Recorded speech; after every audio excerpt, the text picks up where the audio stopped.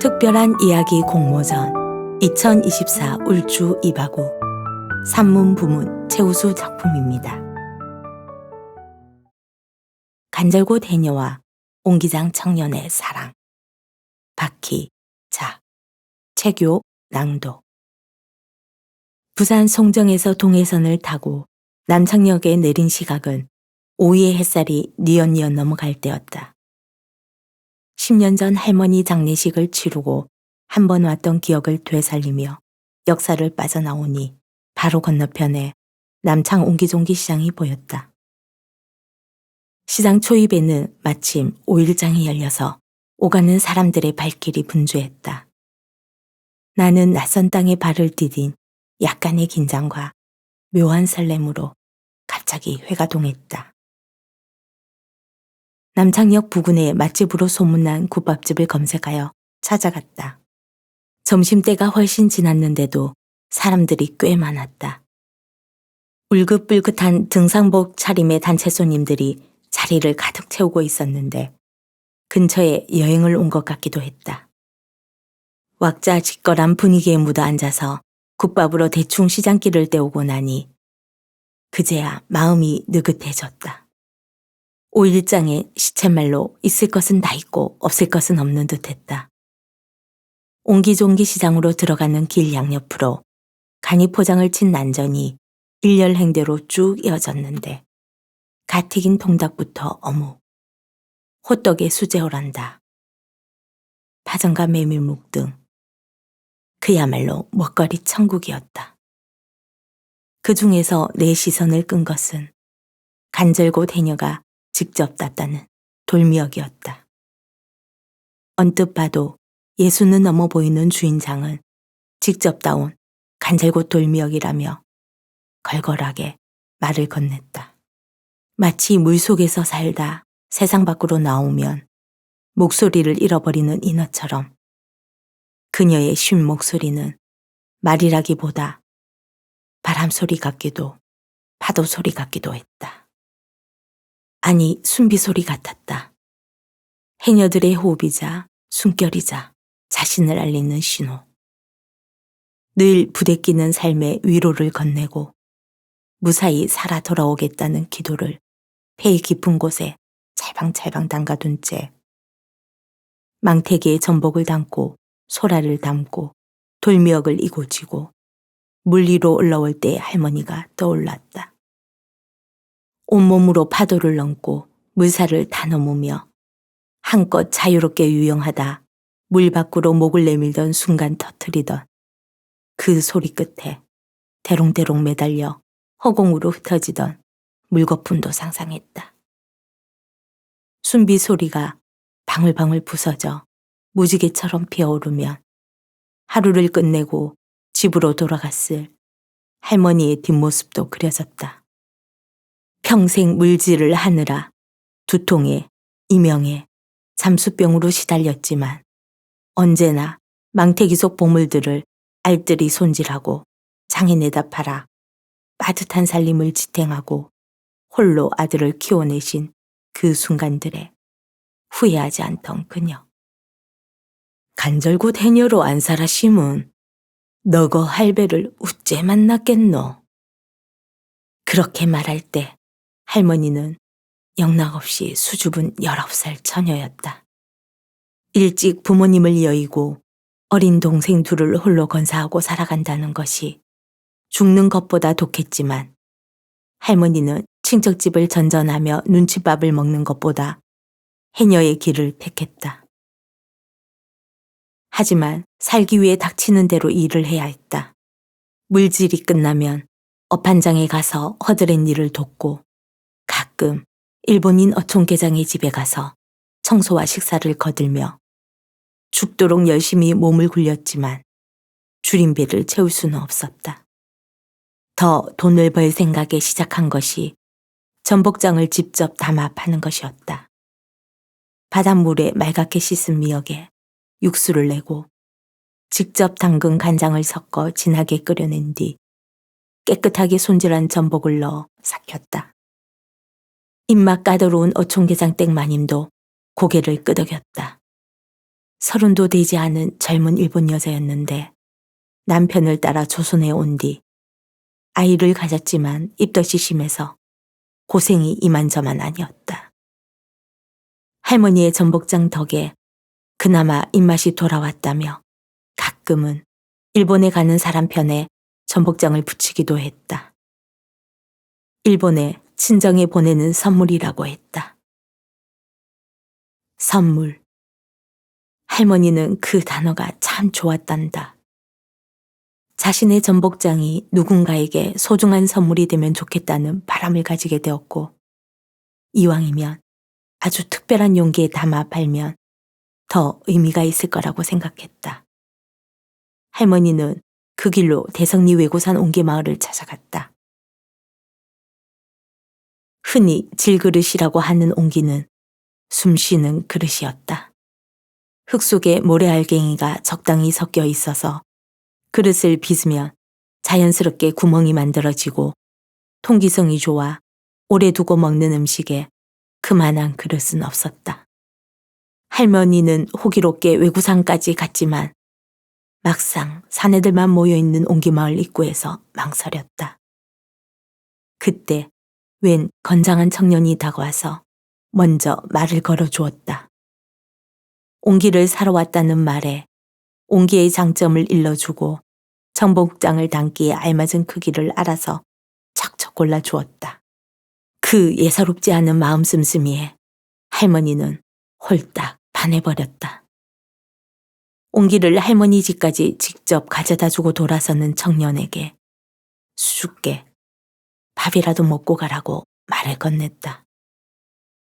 그는 돌미역에 전복을 넣어 끓인 미역국을 그 자리에서 2그릇이나 배웠다.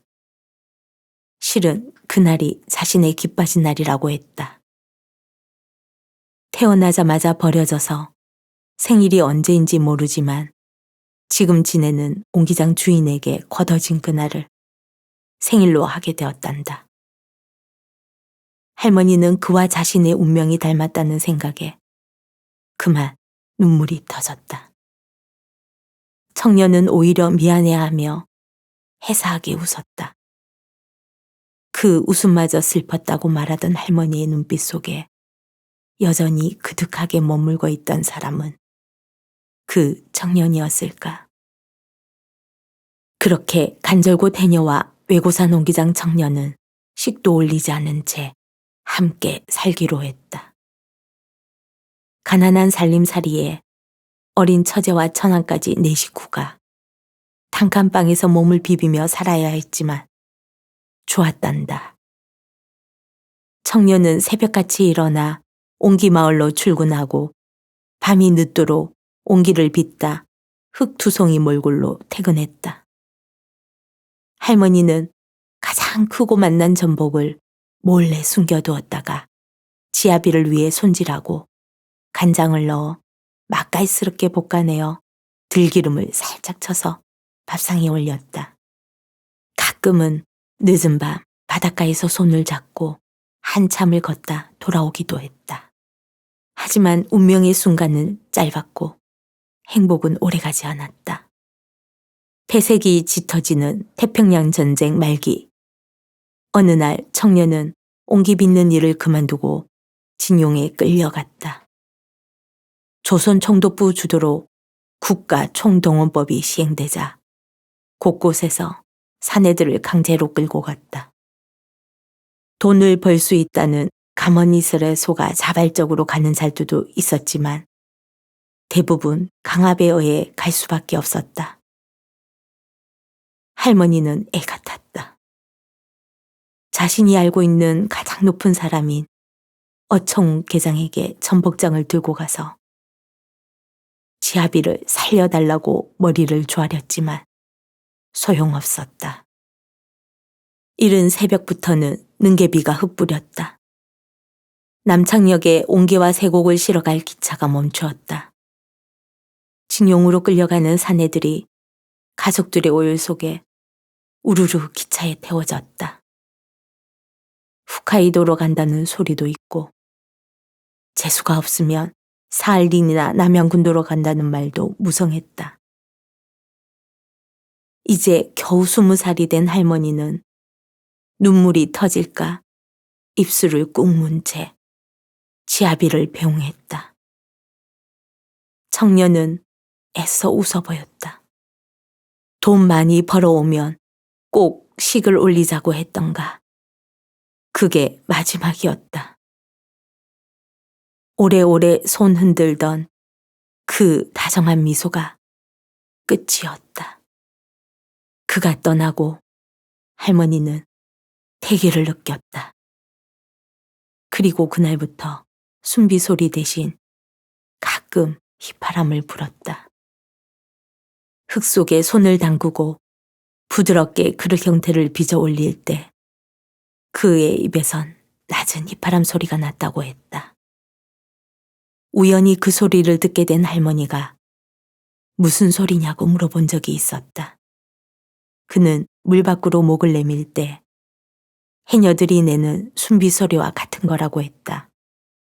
순비 소리처럼 그의 휘파람 소리는 흙의 숨결로 불의 호흡으로 온기가 완성될 때까지 그 모든 과정을 녹아낸 소리였으리라. 어디에서건 반드시 살아남아 돌아오겠다는 그의 신호. 할머니는 돌아가시기 전 요양원에 계셨는데 요양원 옆으로 기찻길이 있었다. 사람들은 기차 소리가 시끄럽다고 짜증을 냈지만 할머니는 기차 소리를 들으면 꼭 그가 돌아올 것 같다고 혼잣말을 했다. 그 소리를 들은 요양보호사가 할머니가 치매 같다고 했지만 나는 기다림이라고 이해했다. 세월이 흐르고 폐암말기 선고를 받았을 때 할머니는 담담했다. 유일한 핏줄이었던 아버지는 얼큰하게 약주 한 잔 걸치고 기가를 하실 때마다 한 번도 보지 못한 자신의 아버지, 옹기장 청년을 원망했다. 건사하지도 못할 거면서 살아 돌아오지도 못할 거면서 핏줄을 부려놓은 채 평생 고생만 시켰다고 푸념했다. 하지만 할머니는 점점 모든 기억을 잃어가면서도 끝까지 지아비의 마지막 모습과 휘파람 소리는 생생하게 붙들고 있었다. 뭔 소리 안 들립니까? 뿌뿌 하는 소리. 할머니를 뵈려 요양원에 갈 때마다 내게 그렇게 말했다. 할머니의 깃전을 맴돌아 그녀의 피 속에 새겨진 휘파람 소리는 여전히 지아비를 기다리는 그녀만의 기죽소리 같았다. 그리고 10년 전 그녀는 그토록 그리워하던 고향 바닷가 간절곶주로 돌아갔다. 마지막 눈을 감기 전에 온 힘을 다해 순비 소리 같기도 하고 휘파람 같기도 한 소리를 냈다. 다른 사람들은 못 들었지만 나는 분명 들었다. 그건 순비 소리였다. 해녀들의 호흡이자 숨결이자 자신을 알리는 신호. 그건 휘파람 소리이기도 했다. 흙의 숨결로 불의 호흡으로 온기가 완성될 때까지 그 모든 과정이 담겨있던 그의 소리. 어디에서건 반드시 살아남아 돌아오겠다던 그의 신호. 10년 만에 다시 찾아온 여기서 마침내 그 두 소리는 하나로 만났을 거라고 생각했다. 나는 땅거미가 깃든 외고산 옹기 마을에서 내려와 붉은 치마를 사뿐히 담근 채 살랑이는 간절곶 바닷가에서 한참이나 서성거리다 돌아섰다. 어디선가 들려오던 휘파람을 품은 순비 소리가 내내 나를 배웅했다.